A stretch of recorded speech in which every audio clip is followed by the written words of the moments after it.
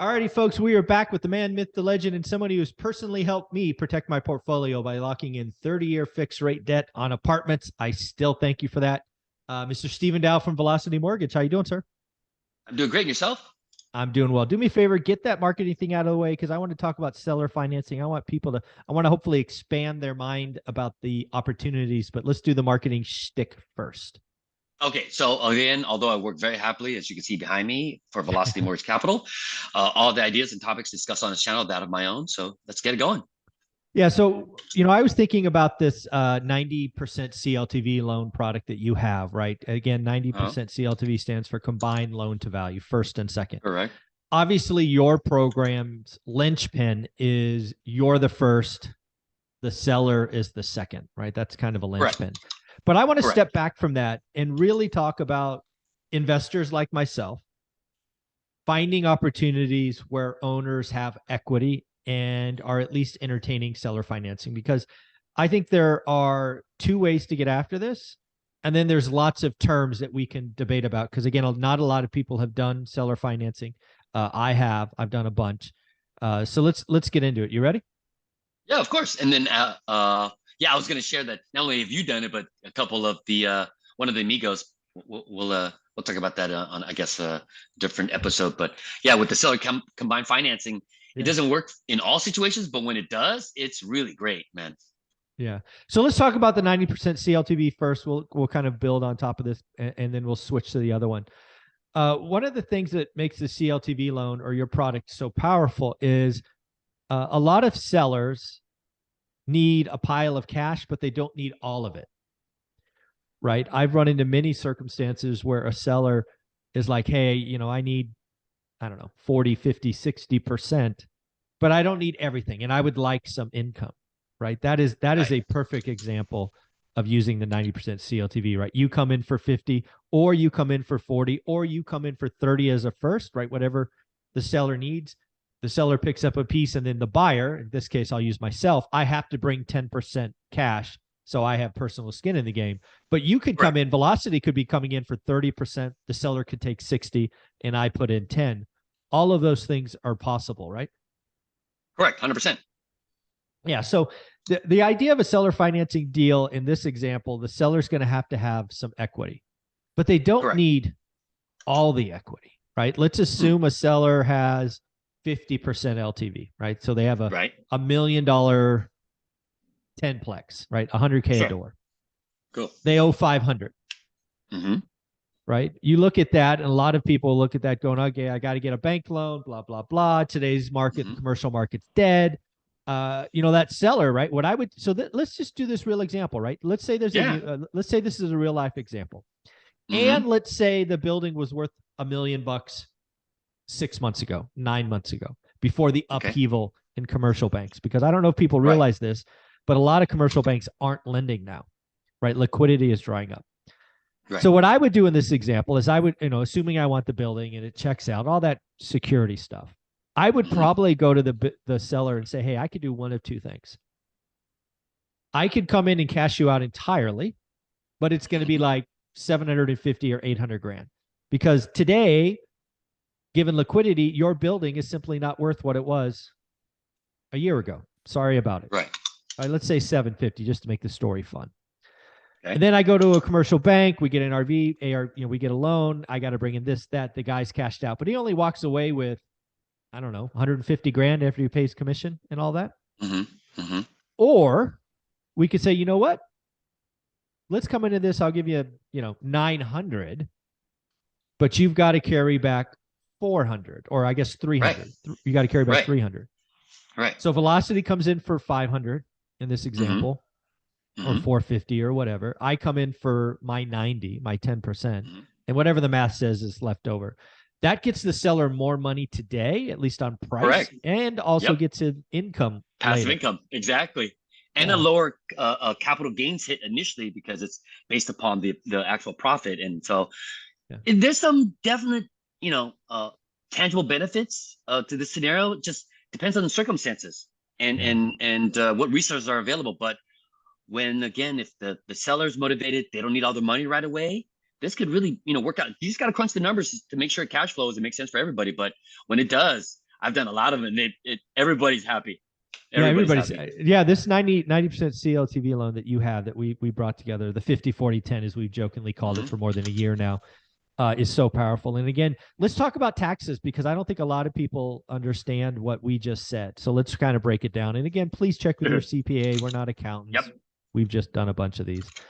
So what happens is, assuming the seller takes back a second as a note, that portion of the transaction is not considered taxable right away. It's only on the cash received, and then Correct. ultimately he'll pay taxes on the payments going forward, right? Correct, but incremental, just kind of Yeah, small. So you kind of just chip it away. So yeah, it's easier called an pill to swallow. install. So if you're going to talk to your CPA or you're going to Google it, type in Right. installment loan. That's what it's called. Right.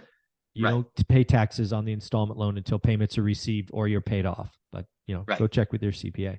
And Correct. that's a big deal, right? Not a lot of people are really keen on sending the IRS a big chunk of money. They would probably like to keep it. In this example, there was debt.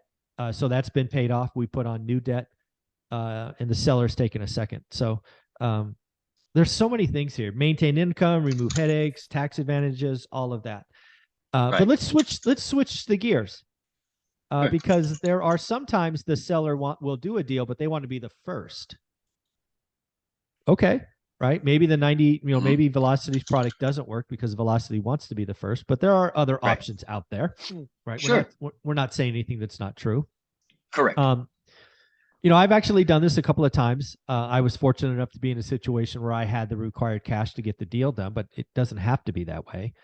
The last one we did, I think, was 1.1 for like 14 units or something, maybe 15 units, a couple of houses and all that.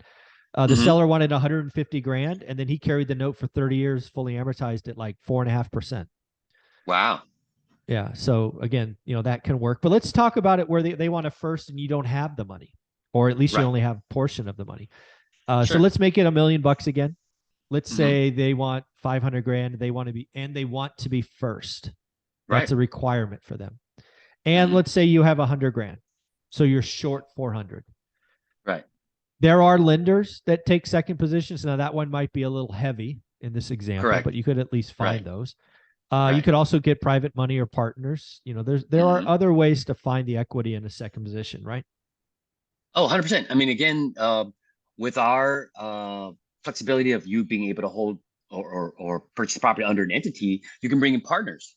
And so then, where you might lack in capital, but, make up for either in experience or the opportunity to, kind of partner up to jump into something like this. Then it gives you some flexibility because, again, stronger numbers, you might lack some of the capital. So he's got it, put it together. Now you guys are all happy.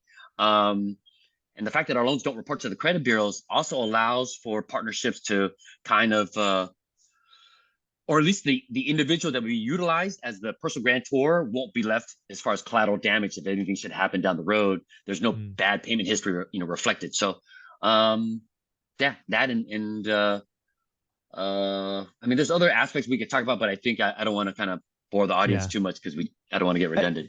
Yeah. So when I look at a seller financing deal, I look at it very different than most people. Most people will focus on the price and the interest rate.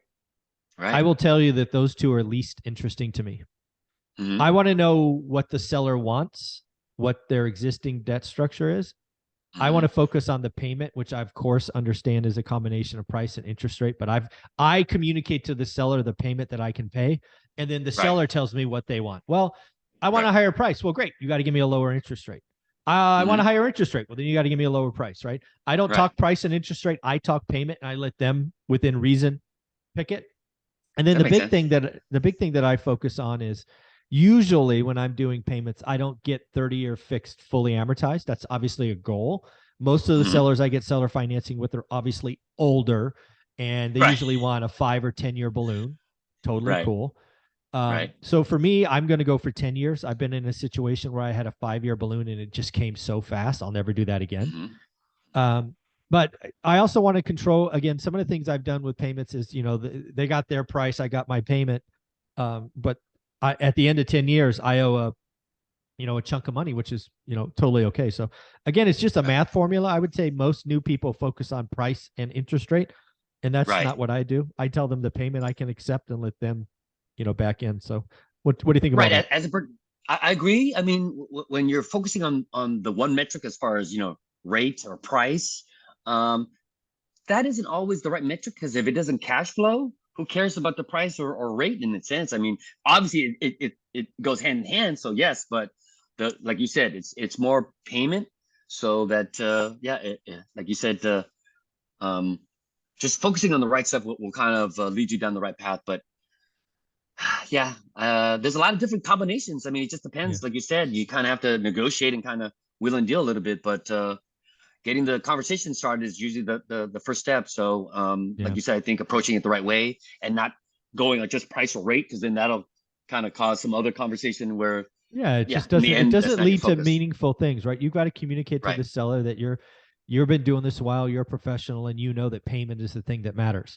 Because if Right. the payment is too high, I can't cash flow, I can't keep it, I'm going to lose the property. Do you want that, Mr. Right. Seller? No, of course not. Right. So this is the payment I can pay, $3,200. Okay.